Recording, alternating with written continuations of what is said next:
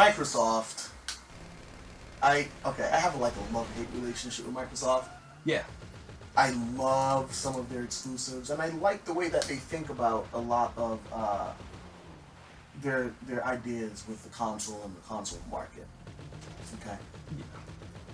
And I appreciate the fact that Microsoft, as of late, has been changing their focus more towards giving their consumers directly what they've been asking for. This is true. But is it too little too late as far as this console stuff goes? It might be. It definitely might be. But it's not because of mistakes, right? It's okay to make a mistake and then go forward and change things. Mm-hmm. Microsoft has done a lot of things correct, right? See. Modern PlayStation, direct descendant of the Xbox original. Like, if you look at it, it's closer to that than it is to PlayStation 2. Mm-hmm. The 360 changed the way that everyone thought about a gaming console, to be honest. They're everywhere. You know what I mean? Like, if you mention the 360, non-gamer mothers know what a 360 is. Right. Which has never happened before, because if you mention, to go back to a previous episode, you mentioned Super Nintendo, NES, they don't know. Right. Unless they were, in the youth back then. But, yeah, I mean, they've done a lot. But I think they're trying to expand what a console is and what your console could be, that they've hurt themselves. They shot themselves in the foot very badly. And that's why this generation just can't be saved for them. No, because the thing is, Microsoft...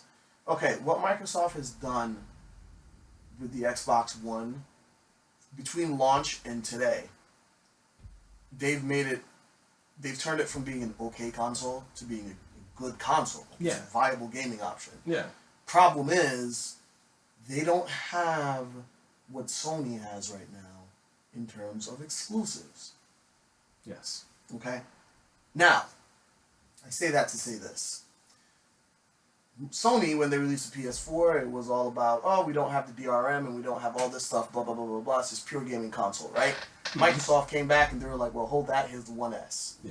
We got the Blu-ray 4K drive, you don't. Yep. Sony came back and said, you can keep the 4K Blu-ray drive because we're going to have the first and most powerful, at the time, home gaming console in the PlayStation 4 Pro, which it was. Yeah. Right? Not perfect. Now Microsoft's coming back and firing shots, and they're like, hold that. Here's the Scorpio. Okay? Now, the Scorpio is going to be the most powerful gaming console, gaming console ever made. Yes. Without a doubt, hands down, definitely. A1, number one top dog, right? Mm-hmm. But Sony's still going to have the better console. Yes. I mean, here's the problem. As far as we know right now. Yes. Here's the problem that I'm having with what they did, right? Because in my eyes, it was each iteration of the One and Scorpio, because it's technically not a One. It's one successor.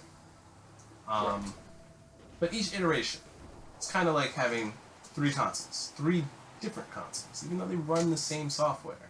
3 different consoles. Because the original One is far different from the S. Mm-hmm. And miles, light years apart from Scorpio. Right? One came out, it had its debut. It had its opening titles. It had its opening library. And it's fine.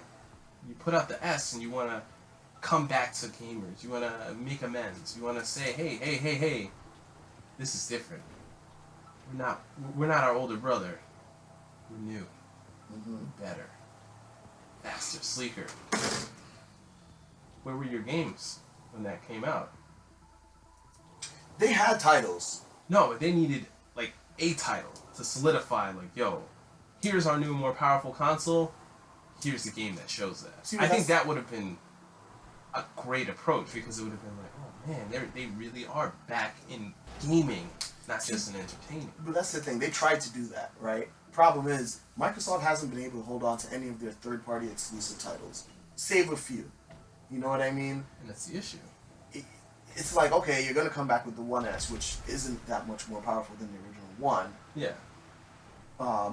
It's slimmer, consumes less power, has a 4K Blu-ray drive. Yes. Awesome. Doesn't play games in 4K. No, but whatever. I mean, the Right, whole it's point like- is to get back to gaming. Right. And the games that came, like, it debuted around the same time that Quantum Break debuted, right? Now, Quantum Break, from everything I've heard about it, is a great game. It's an awesome game. Yeah. It was one of the reasons why I'm like, maybe it's time to go get an Xbox One S. I have to argue with you on that because I wasn't moved by Quantum Break at all. I'm not saying that it's not good. I just didn't look at that and go, that's a console seller. Well, it was one of those reasons to have an Xbox, because you couldn't get that experience on PlayStation, right? You couldn't.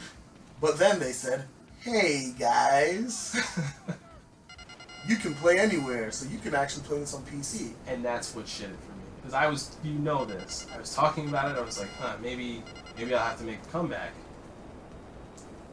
They announced that PC thing, and I'm like, well, I already have a gaming laptop. Xbox is dead to me again.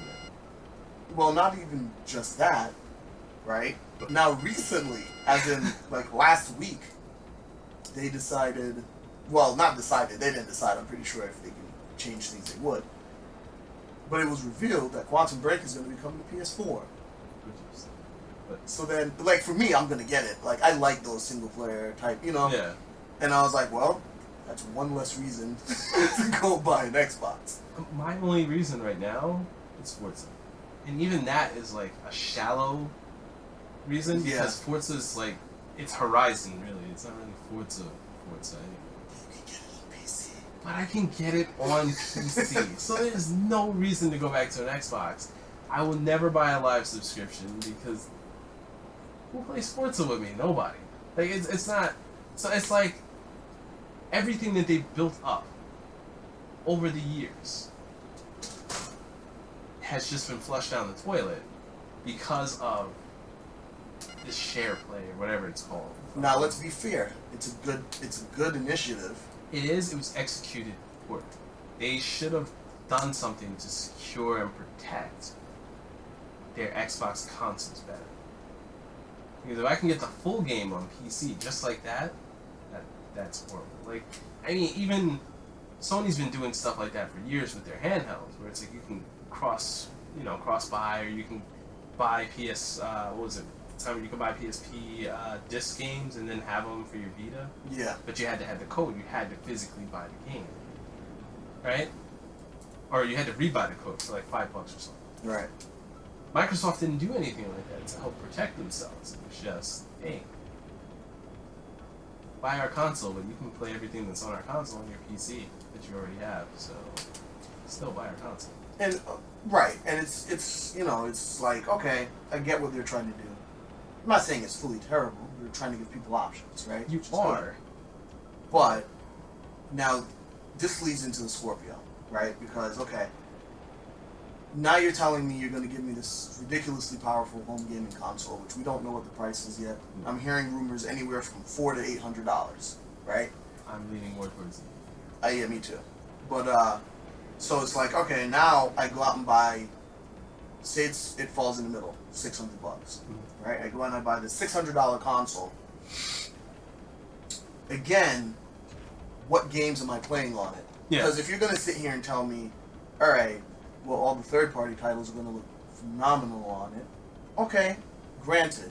Yeah. But if I already own a PS4 because it gives me more exclusives, I'm not gonna go out. Me personally, I'm not gonna go out and buy an Xbox Scorpio Just to have just great looking. And for the then third-party titles. again, with third parties, it comes down to the age-old question of, are my friends going to be playing on this? Right. Which you're gonna have people that are gonna go out and buy a Scorpio. Well, they definitely will, but it's like, we say it all the time, like, lately we've been GTAing it up, and those GTA sessions are priceless. We are not going to be able to have sessions like those if we're fracturing it. Correct. So it's just like, it always comes down to that. I feel it's even worse for the younger crowd because you're only going to get to buy a console once every but so often. Mm-hmm. You know what I mean? Like, through whatever circumstances, whether you have to buy it with your own money or whether your parents are gonna buy it, it's not a I can upgrade and get this every few months and do whatever type of thing. At least not for most people. And when your friends say, "Hey, this is what we're gaming on," or "This is what I'm gaming on," that's where that rallying comes in hand, because everyone's gonna have to make a choice. Right. And it just sucks because now there's that rift again in the gaming, or there will be that rift again in the gaming market. For some people. For some. I mean, you know, I'm pretty sure they're going to do the whole cross-platform gaming thing. Or, you know, like Scorpio, you can still play with guys on Xbox One. Of course. And probably even the PC guys, since it's on PC. Stupid. But, yeah, I mean, it's just, it's rough. And I felt really bad because I was on board with the whole Scorpio thing. I was like, this is a next-gen console, right? And everyone knows how I felt about the PS4 and the Xbox One when they were first announced, and thought it was too early. Thought it was waste. Right? And in retrospect, it maybe was a little bit too early. It was very early. Scorpio is an actual next-gen console in my eyes. It is. Right? That's where it's supposed to be, and that's great. But again, there's just so many hits against it before it has even been created for you. Right? There are no first parties. Right. Well, I mean, this is the thing. Before we say there are none, you know, we still got E3 ahead of us. This is true. They could surprise us, and I really hope they do. But I mean, where their first party stand right now, that's a huge blow against that console. Because Halo has been dead. It's a niche game now. Like, you just... People who play Halo don't even like playing Halo. Yeah, they're just playing it because it's something they're used to. Like, it's not... You know, everyone's craving something new. Gears is on it's been sucked dry. Yeah. They need to stop with Gears. They have to. Like, it just... Let it go. Let it go. And they need some new lifeblood, software-wise, on that console. Right? Yeah. Great hardware, and I feel so... It's like having this beautifully designed Ferrari with... I don't know, what's a terrible engine? But you get my drift. Yeah. It's a beautiful Ferrari, and you're Flintstoning it up. It's just, it's hard. It's really, really hard to want to give in to the Scorpio. Especially since you and I, we're like months away from starting PC builds. Yes. So I'm actually might be even a little bit closer. Because I just... Thank you to Paul's Hardware on YouTube. Check out this page. Very informative. Yes. His last build, which was his April build, is pretty much exactly what I want in my PC. And I think I'm going to go with that. And guess what it costs? $1,050. So, definitely, if the Scorpio is like $700-800, it's off the table for you. Oh, yeah. The Scorpio's been off the table. Again, I'm going to tell you why the Scorpio's off the table. Really quick, okay? I have a reason to go out and buy a Switch. I'm not going to, but if I was compelled to do so, I have a reason. There are games available that I'm not going to be able to play anywhere else. I have a reason for owning a PlayStation 4 Pro, because they have games that I'm not going to be able to play anywhere else. Okay? I do not have a reason to own a Scorpio, because every single game that comes out on the Scorpio, save for a couple here and there, are going to be available on my gaming rig, me being my PC, which is going to run it just as good, if not better. It's going to run it better. Better. And I have my PS4 if I want to play with friends online. Yes. Okay? Scorpio, I'm sorry. You sound awesome. And in my heart of hearts, I want you to be $400, $500, so I can go out willingly and say, I have an Xbox console, but I don't... Right now, there's no reason for me to do so. The only reason why I would have until an Xbox, E3, we'll see. At this current moment, the only reason why I'd have an Xbox is like the indie setup, and I would only need a S. Yeah. That's the only thing that I take away from the entire thing. And there's something that we didn't hit on that we actually talked about a long time ago. Mm-hmm. And this is a huge, huge, huge thing for me, Scorpio. That processor, man. Oh yeah. He had a chance to really change things around in that processor. All so that they could play old games. Mm-hmm. Because it's still going to be a modified Jaguar. Let it go. Let it go. x86 architecture. Let it go. I was really hoping that I would hear something like, oh, modified Risen architecture and something, but that didn't happen. So that was another deal breaker for me too. Yeah, that was a huge, huge disappointment for me because I was expecting, the graphics delivered right around where I thought it would. Everything else about the console delivered spec-wise on paper where I thought it should be. Just that chip. Awful. Yep. But yeah, I mean, this has been our part 2 of software versus hardware. Let us know what you think. Where do you weigh in? Because this is all speculation. Again, E3 hasn't come out. There's very little known about the Scorpio, but these are some huge hurdles that console has to get over. And we would love to hear what you think about it. So Definitely, please.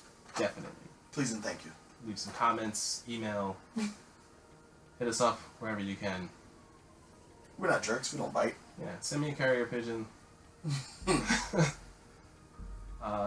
yeah, thanks again for listening, and we'll see you on the next one. Yes, sir. Peace.